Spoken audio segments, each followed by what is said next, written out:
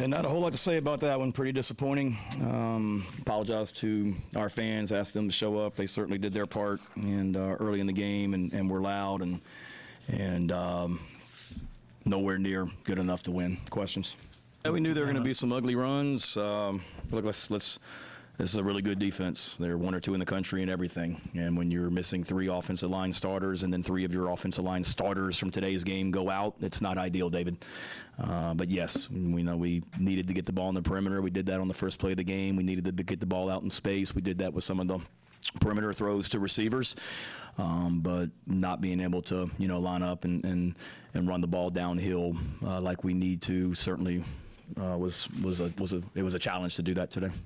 I made a change last week, Jack. I'm talking about the play calling. Every week we're continuing to look at how to be better, and every week I do that. And every week I will continue to do that and continue to evaluate that. What gives you hope that the play Next question. Okay.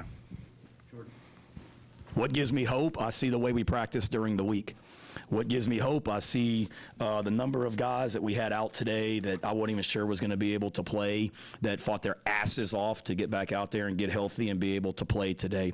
What gives me hope? I know the talent we have on our offense. And what I just told our team, we're not playing up to our potential right now.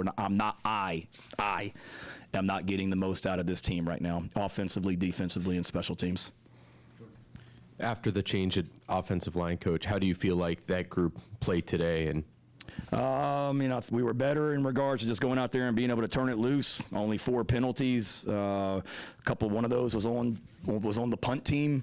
So I thought they did a better job of just relaxing and going and playing. I told you guys all week, this isn't the ideal scenario for the new offensive line coach to be debuting when you're down 3 starters against that front 7. Nobody has run the ball against them, but I thought we did some good things. Certainly, as the game went on and we got worn down, it was a challenge.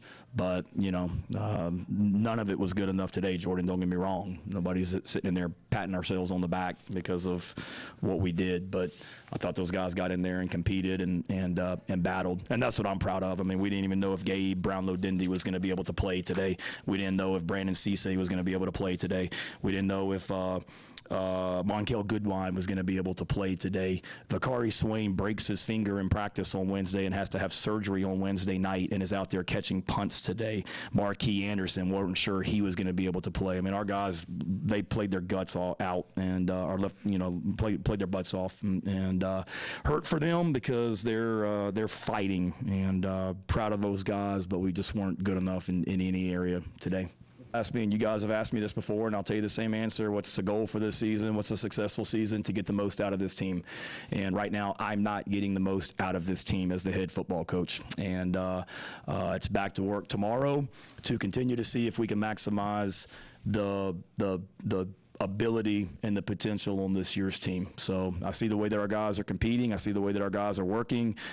We've got to get healthy. Give Oklahoma credit. They kicked our butts, but the injuries that we had today, it was tough to begin with, down some guys, and then to have guys go out in the game and our guys continue to fight. I got to be able to do more to help them as the head coach, and we as coaches got to continue to do more to help them. But we got the right culture in our building, and that's what gives me hope. We knew this was going to be an ugly game in a lot of ways. Nobody has scored points on these guys, and we expected it to be a 4-quarter fist fight, and you've got to be able to sustain drives and stay on the field, and we weren't able to do that, and disappointing too on some of the short yardage where we weren't able to finish drives and convert in short yardage situations. I've told you guys before, I feel like we're a disciplined team. I see the guys inside our building and outside our building, the things they do from an academic standpoint and being on time and whatnot. So I feel like we are a disciplined team, and it hasn't been showing up with the penalties in games. Certainly we had a different voice in the offensive line room because, let's face it, a lot of our penalties have been pre-snap penalties.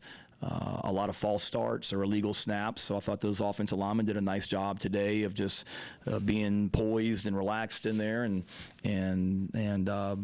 not getting the pre-snap penalties. And one of them, like I said, was a punt or delay of game on a punt, I believe, was one of those penalties. So, proud of the guys, playing smart football, which not having penalties is one of our things that we look at each week on how to win football games, and it was good to see us do it. I mean, we emphasize it in practice, and we emphasized it in practice the same way this week that we did last week against LSU when we had way too many.